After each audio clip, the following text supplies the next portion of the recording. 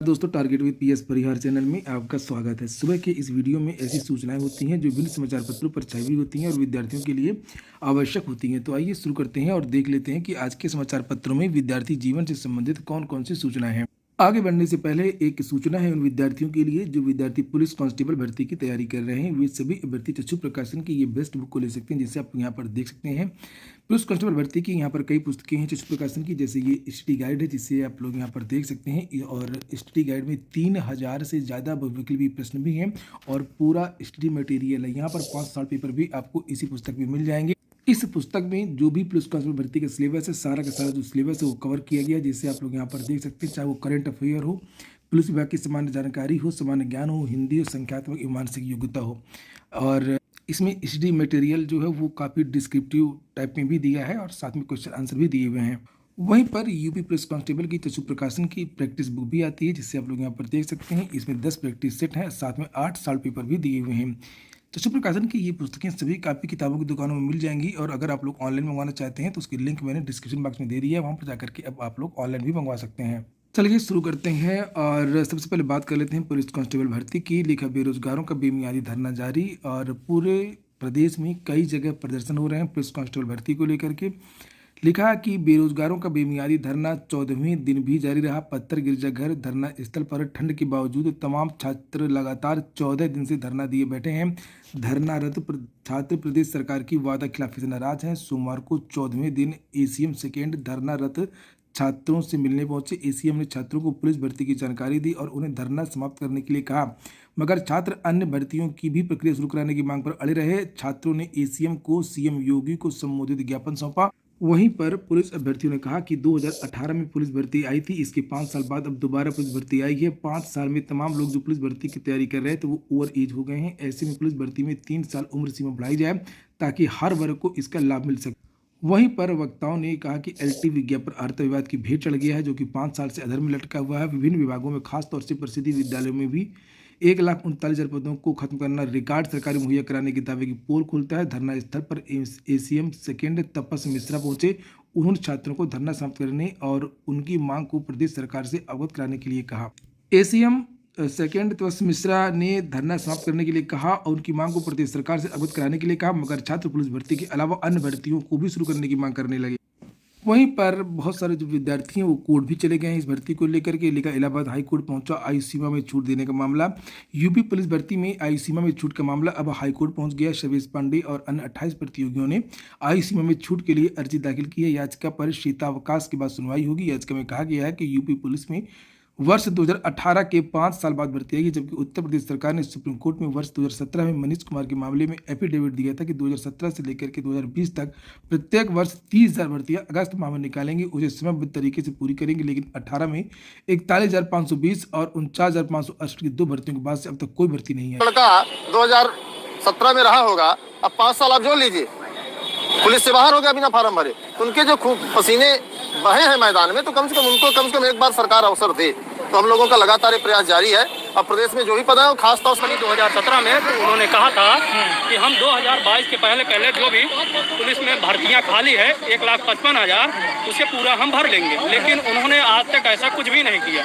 19 के बाद भर्तियां ऐसे पड़ी रह गई और बच्चे 4 साल हो गया और ओवर एज हो गया और सरकार ने कोई कदम नहीं उठाया। हम चाहते हैं कि सरकार से यही गुजारिश हमारी कि हमको 3 साल के कम से कम छूट दी जाए, ताकि हम लोग जो नवयुवा है वो अपना मतलब भर्ती देख सकते हैं। यदि क्योंकि 5 साल बाद भर्ती आ रही है, 5 साल के पहले जो भी जनरल ओबीसी है 5 साल के बाद वो ओवर एज हो जा रहा है, तो कैसे भर्ती देख सकता है? नौजवान जो 5 साल से अपना मेहनत कर रहे थे, हम यूपीपी की ही तैयारी, केवल पुलिस कांस्टेबल भर्ती की अब तैयारी कर रहे थे और विज्ञापन आया तो बाहर हो गए। विज्ञापन तो देख सकते हैं यहाँ पर। और ये एक चीज और है कि ये ऐसा जारी रहेगा जब तक सरकार से हमारी यही गुजारिश है। ये पत्थर गिरजाघर में ये आंदोलन आप लोग ये जारी रहेगा, लगातार जारी रहेगा जब तक हमें न्याय नहीं मिलेगा। हम लगातार यहीं पे मुद्दे पे बैठे रहेंगे। लगातार यूपी पुलिस की तैयारी कर रहे हैं सर। अभी हम लोग ओवर एज हो गए, मात्र 20 दिन से ओवर एज है, ज्यादा दिन नहीं है हम लोगों को। 20 दिन से ओवर एज है सर। 2 दिन से बहुत पेड़ में हम लोग हैं। हम लोग कम से कम 2 साल की छूट देनी चाहिए सर।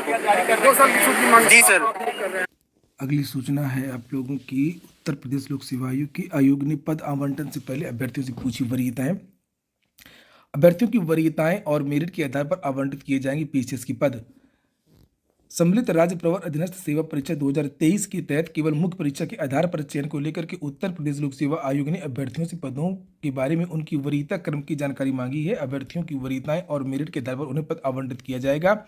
104 पद ऐसे हैं जिनमें केवल मुख्य परीक्षा के आधार पर चयन होना है और 150 पदों पर लिखित परीक्षा और इंटरव्यू के माध्यम से चयन किया जाना है। आयोग ने ऐसे 170 अभ्यर्थियों को उनके रजिस्टर्ड ईमेल आईडी पर अधिमान्यता प्रपत्र भेज करके उनसे वरीयता के बारे में जानकारी मांगी है। अभ्यर्थियों की रजिस्टर्ड ईमेल आईडी पर आयोग की जिस ईमेल आईडी से अधिमान्यता प्रपत्र भेजे गए उसी में विद्यार्थियों को सभी प्रपत्रों को पूर्ण रूप से भर करके उसी ईमेल आईडी पर 3 जनवरी 2024 तक वापस भेजना है। चूंकि एक प्रकार का पद होता तो लिखा हुआ है कि वरीयता प्रपत्र नहीं मांगा जाता। इसमें 2 प्रकार के पद हैं, 3 प्रकार के पद हैं, जिसकी वजह से वरीयता प्रपत्र भरवाया जा रहा है। जैसे एक पद तो है उपकार्यपाल का यहाँ पर, जिसमें 75 पद हैं, और जो दूसरा पद है वो कर निर्धारण अधिकारी के 10 पद हैं।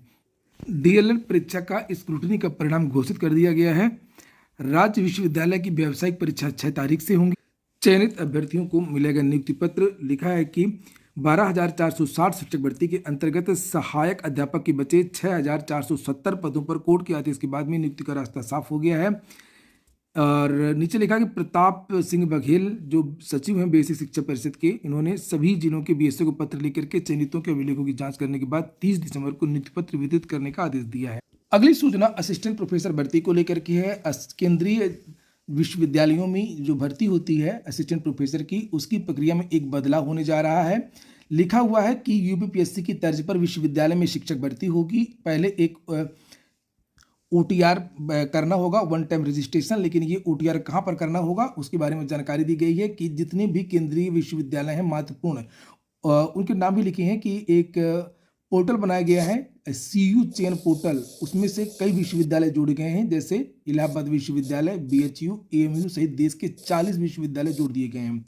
और इन 40 विश्वविद्यालयों का जो CU चयन के माध्यम से भर्ती होंगी। CU चयन में आज विद्यार्थियों को OTR करना होगा। उसके बाद में ये जो पोर्टल नया बनाया गया है, इस पोर्टल में सारी भर्तियों के बारे में, किस विश्वविद्यालय से कौन सी भर्ती निकली है उसके बारे में जानकारी मिलेगी। और आप अपनी प्रोफाइल से जो 1 टाइम रजिस्ट्रेशन प्रोफाइल बनाएंगे, उससे आप लोग जो अलग अलग विश्वविद्यालयों की भर्तियां निकलेंगी उसमें आवेदन कर सकेंगे। इससे ये होगा कि आप लोगों को बार बार जो विश्वविद्यालयों से 40 विश्वविद्यालय हैं केंद्रीय, जिनके बारे में यहाँ पर लिखा हुआ है, उसमें जब आवेदन करना रहेगा तो आपको बार बार पूरी डिटेल्स नहीं भरनी होगी। डिटेल्स आप लोग CU चयन पोर्टल पर भर चुके हैं। केवल आप रजिस्ट्रेशन नंबर डालेंगे, फीस वगैरह जमा करेंगे, कुछ अपडेट्स देंगे, उसके बाद में जो आपका आवेदन है वो भर जाएगा। और एक ही वेबसाइट से भर्तियों के बारे में, जो केंद्रीय विश्वविद्यालयों की भर्तियाँ होती हैं उसके बारे में आपको जानकारी मिलती रहेगी। तो ये एक अच्छा कदम है, विद्यार्थियों को परेशान नहीं होना पड़ेगा और विद्यार्थियों को सारी जानकारी एक जगह मिल जाएगी। इलाहाबाद विश्वविद्यालय में एक भर्ती चल रही है असिस्टेंट प्रोफेसर की, उसके बारे में भी जानकारी दी गई है। 342 पदों के लिए भर्ती हो रही है और अगर आपके पास योग्यता तो आप लोग आवेदन कर सकते हैं। लास्ट डेट इसकी 2 जनवरी तय की गई है।